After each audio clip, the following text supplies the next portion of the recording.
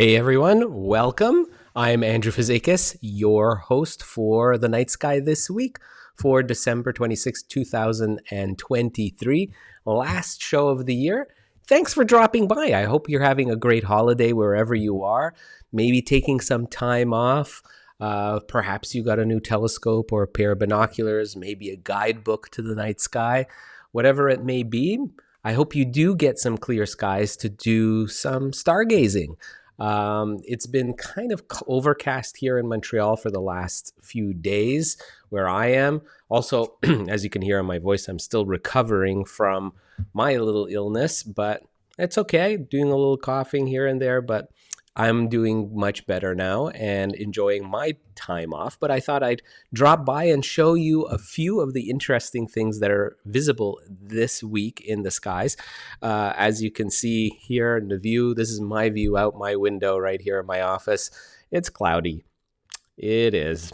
Unfortunately, not much stargazing going on here in my neck of the woods, but it's still something that I think that later this week I'll have some clear skies. And I'd love to hear what you've been watching wherever you are around the world. Love to hear what you're seeing in the night sky as well. So why don't we jump into the planetarium program and I'll show you what some things are in store. So as we're broadcasting this on December 26th, Tuesday, it's going to be a full moon. So this is the last full moon of the year. It's traditionally called the cold moon because, of course, this time of the year in the northern hemisphere, it does get quite cold, quite chilly, the temperature-wise. Also called the long night moon because the December full moon is around the solstice, right? So the winter solstice in the northern hemisphere, the summer solstice for those of you in the southern hemisphere. And so with this change of season and everything, this is really represents the longest night in the northern hemisphere particularly. So the naming of the long cold night full moon, that's where that comes from. But alas, whatever you want to call it, it's a beautiful full moon. It travels very high in the sky for those of us in the northern hemisphere, casts short shadows, but really dominates the overnight skies. So today, Tuesday, officially is the full moon. You'll probably see a near full moon tomorrow, Wednesday night as well. And it is in the constellation Gemini, as you can see in this particular animation. I'm using Sky Safari Pro, my favorite planetarium program, and you can see that it is a near full moon, and this is a couple of hours after, or 3 hours after sunset, and looking towards the west. If we look towards the west, I should say, is you can see Saturn is a yellowish colored star. It's in the kind of, I guess, at the belly button of Aquarius, the water bear constellation. So that's in the southwest. As soon as darkness falls, you'll see that yellow star. It's the brightest in that part of the sky. And that, in fact, is the planet Saturn. If you have a new telescope, for instance, maybe this might be a great time to look at Saturn up close. If you look at it close up, and I'll show you what it would look like through a small telescope, it'll look something like this. Let me just bring it up. Binoculars won't give you enough magnification really to show you the rings that this planet is famous for. For this is, though, what a small telescope using high magnification, this is what it would show you. Those iconic rings, they really do stand out even in a small telescope. And look, these are actually small moons, the moons of Saturn. Saturn has dozens of moons, and there's a handful that are bright enough to see in a small telescope. So this is where they're positioned tonight, Tuesday, December 26th. But if we go forward in time, these would actually change in positions because, of course, they're orbiting the ringed planet. So it's kind of neat with a small telescope to follow Saturn from night to night and see these little moons change positions. Like Titan is the most famous of all the moons. It's the only moon to have an atmosphere, a thick atmosphere around it. They think it's very similar to the environmental conditions on Titan, similar to what Earth was billions of years ago when Earth was still young. But alas, it's just an amazing view through a small telescope, Saturn is. So highly recommend that if you got a new telescope for the holidays as a gift. This is a great one to look at. And again, easy to find in the Southwest.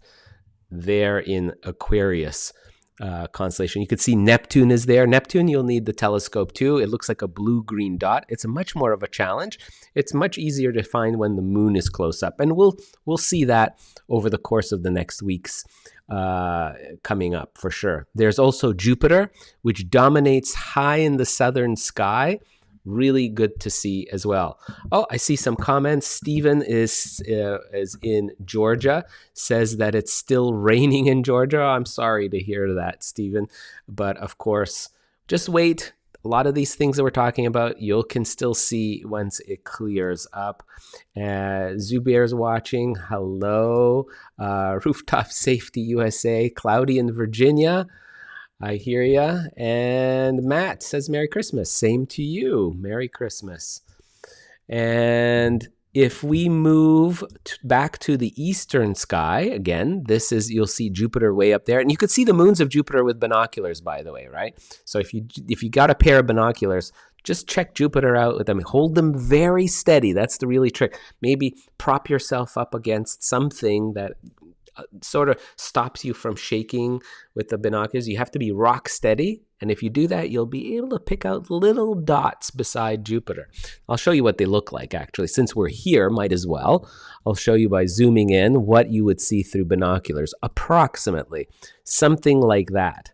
Something like that is what you'll see. And these are the moons, Callisto, Europa, Ganymede, Io. These are called the Galilean moons. First seen by our friend Galileo, the Italian astronomer, back in the early 1600s.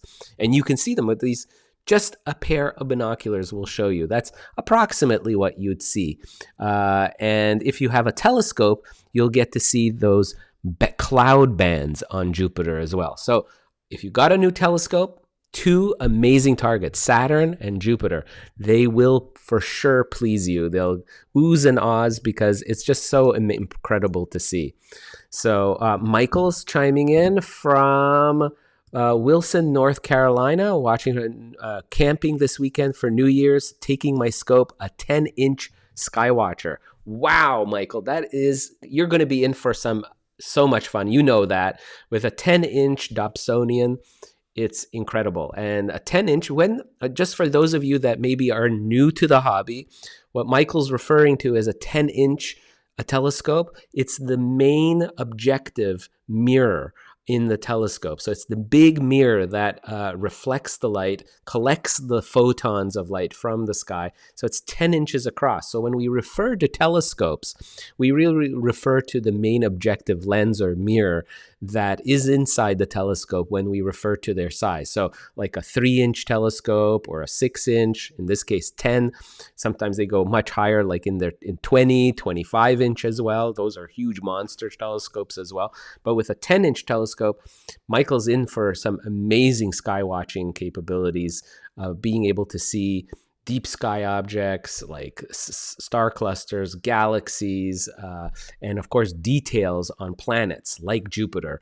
Definitely. So thanks for sharing that, Michael. Gina's saying Merry Christmas from Connecticut. Nice of you to join us, Gina. Merry Christmas. Overcast for you as well, right? So in the Northeast, North America. But we'll get some clear skies eventually. But if we do, these are the things that you would be able to see. And if you're lucky enough to have clear skies right now, the full moon is going to be just off the club that Orion the Hunter's holding. Right there, you can see the moon. And the moon is officially in the constellation Gemini the twins. So that's where the full moon is tonight, Tuesday, December 26th. There's Castor and Pollux. And what's really interesting, maybe if I zoom in, the moon, and you have binoculars or a telescope, check this out. I know it's a full moon, and I know it's glaringly bright, and it's not the best time to see a deep sky object, but hey, if you're new to the hobby, this is a good beginning point to finding where deep sky objects are. The moon points the way. And in this case, the full moon is next to M35. M35 is a beautiful star cluster. There you can see. It was cataloged back in 1745 for the first time.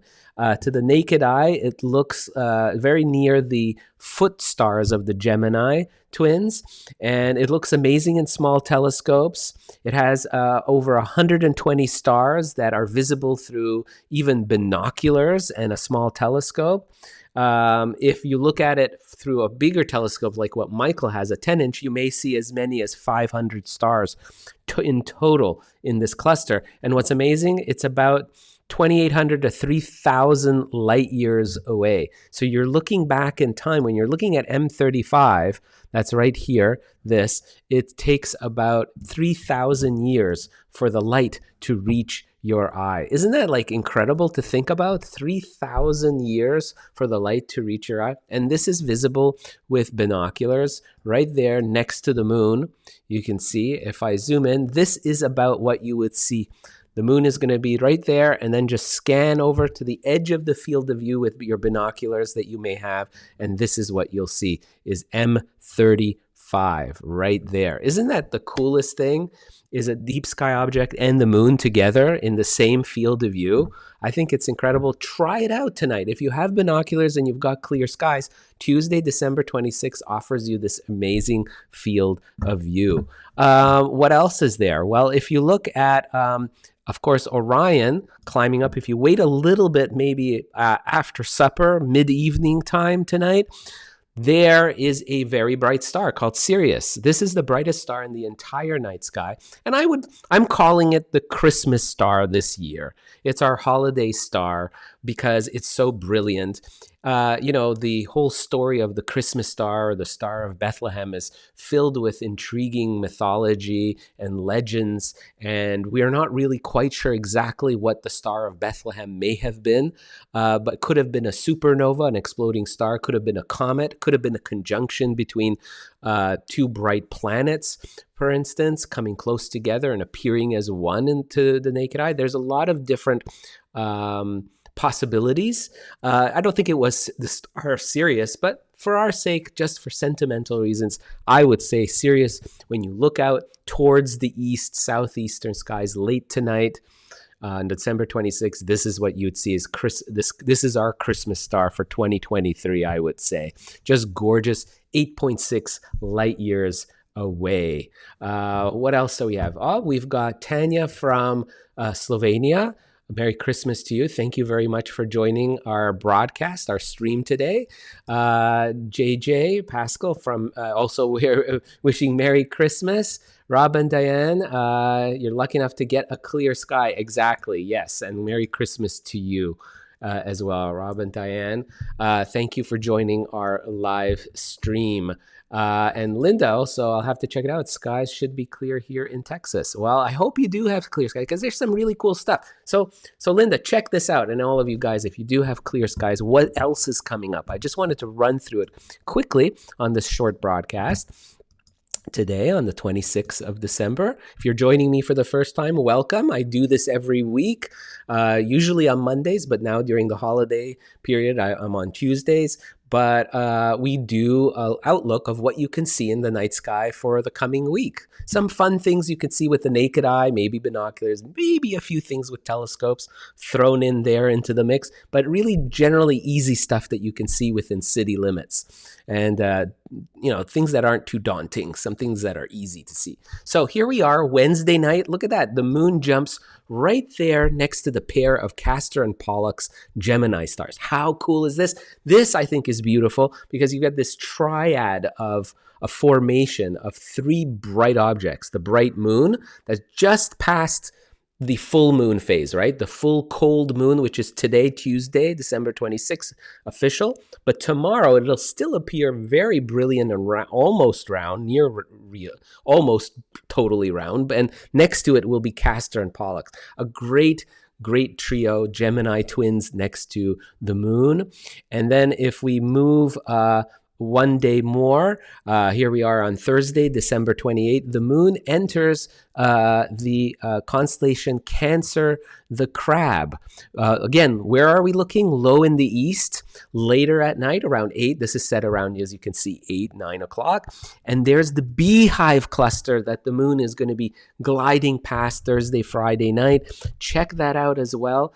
Again, a moon is just a great convenient guidepost for finding these deep sky objects. What do I mean by deep sky? Objects that are beyond the solar system, things that are outside, beyond, way past Pluto and the last planet, Neptune, all of that. It's in the realm of the Milky Way galaxy and beyond. That's just great. And the Beehive cluster is so pretty. You guys got to see it with binoculars. It's so nice. It's 610 light years away. Look, and it was first seen, recorded at least, not seen necessarily, but recorded by Greek poet Aratos. Mentioned this object as the Little Mist in the year 260 BC. And Hipparchus included in his star catalog and named it the Little Cloud in 130 BC. Classical Greek astronomer Ptolemy described it as the Almagest, as the nebulous mass in the breast of Cancer to the Greeks. It was known as Phatni. And look at that. So 610 light years away, you have this cluster close to Beehive cluster, because it kind of looks like a bunch of bees buzzing.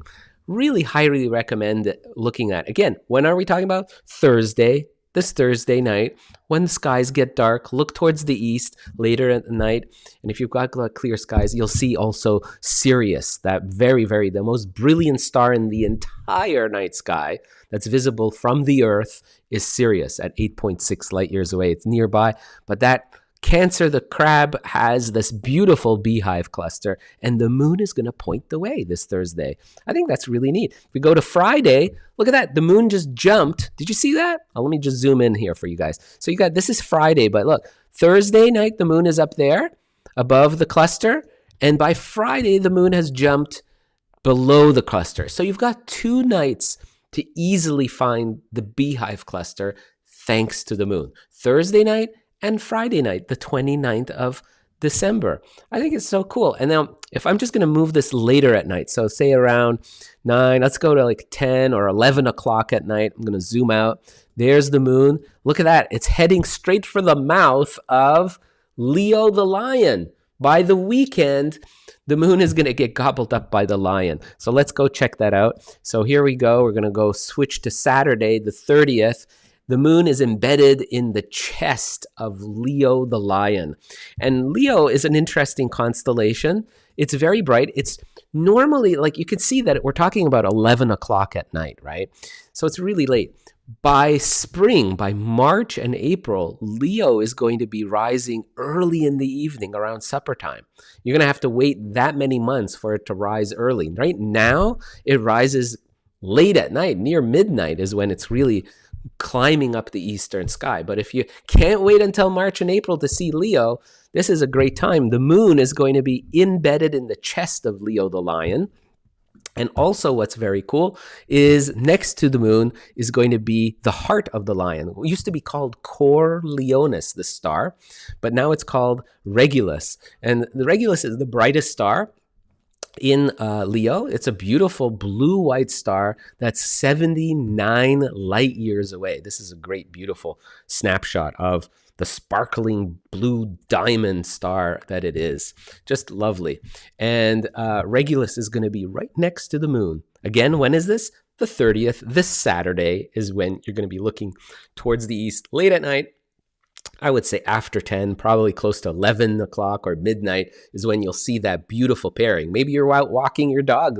I know I do. I tend to walk my dogs around 11, 12 o'clock at night. And this is what I'm seeing, stuff like this. And it's just gorgeous because it's visible to the naked eye, even with light pollution. If you're stuck in the city, this is something you can still see. Just a lot of fun. Who do we have here? We also have Nicola from Italy. Hello, nice of you to join us. Linda says that the Beehive is always fun to see. Absolutely, I can never get enough of these beautiful. It's like sparkling diamonds, just all there clustered together. Gopa says Merry Christmas from New Jersey. So nice of you to join us on our little holiday broadcast, giving you some tidbits of ideas of what you can see in the night sky. It's so much fun. And then Sunday night, look at that. The moon has moved still fairly close to Regulus. The pair will still be very eye-catching on Sunday night, on New Year's Eve. So this is New Year's Eve. This is what you'll see around midnight. I'll show you what it'll look like right at midnight. There you go. Let me just move it up a few hours, an hour or two later there. So this is what you would kind of see. The moon, and it doesn't matter where you are around the world, by the way, wherever you're watching this from. I'm from Montreal, Canada, which is about 45 degrees north of the equator. About halfway between the North Pole and the equator is where I'm located. So this is the kind of view that people living in mid-northern latitudes like Rome, Italy, Tokyo, Japan, London, England, Seattle in Oregon, or Washington, New York, Toronto. This is the kind of view that you'll have. If you're closer to the equator or you're south of the equator, it will be positioned differently. The orientation won't be like this, but you'll still see Regulus and the moon together in the sky. Just gorgeous stuff, guys. So nice. Is it getting dark where I am? Let me see. Oh yeah, it's getting a little bit darker. You can see I still have a lot of clouds out there. Unfortunately for me, I still have to wait for those clear skies to come. Wow, guys. So there you go. Lots of things still visible in the sky this week. If you got a new telescope or binoculars, there's stuff to see. I'll try to post some of these events or these objects that I picked out this week on my timeline.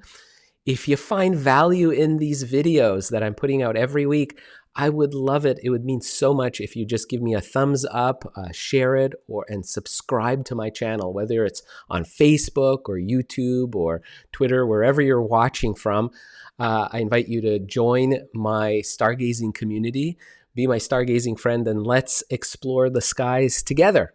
I'm here for you, act as your guide and your friend in locating some really cool things in the sky. So if we do find value, please do give your support. It allows me to bring this every week into your homes. And of course, if you're interested in exploring more things, I've got 2 books for you, Backyard Guide to the Night Sky. It's a bestseller out by, of course, National Geographic, so you know its quality. I've worked with the National Geographic team hand in hand in developing sky charts, and all my knowledge for multiple decades of doing stargazing, doing workshops with children to senior citizens to everyone in between. I have over 40 decades of knowledge about practical stargazing that it's put into this book. Highly recommend it. And it's something that's for beginners to seasoned sky watchers. If you want something a little bit more meaty, you have got the Stargazer's Atlas, which is a huge coffee table book, and it has all the constellations, 88 that are around the world, and I've hand chosen some amazing sky tours within each of these constellations, things that you can see with binoculars, naked eye, to even large backyard telescopes. There's something here for everyone in the Stargazer's Atlas, and it gives you an all-encompassing kind of view of humanity's connection to the night sky, which is really, really incredible. I mean, there's like astrotourism in there, astroarchaeology, lots of stuff. And it's available wherever good books are sold. I'm selling signed dedicated copies on my website. So I invite you to visit thenightskyguide.com. And that's it. So, hey, guys, that's the final broadcast for this year, 2023. And I've got lots of things lined up for 2024, some really cool things that are going to be happening. I can hardly wait to share with you. Lots of more things for you to think about in terms of exploring the hobby of the night sky casually. Hey, we're all busy, right? A lot of us don't have a lot of time to buy big gadgets and all kinds of stuff. That's okay. There are some simple ways to do the hobby, and I'm here to guide you on all those things. You don't have to read up on stuff. You don't have to watch and sift through things. I'm here to curate the night sky for you with over 4 decades of knowledge and my passion for the night sky.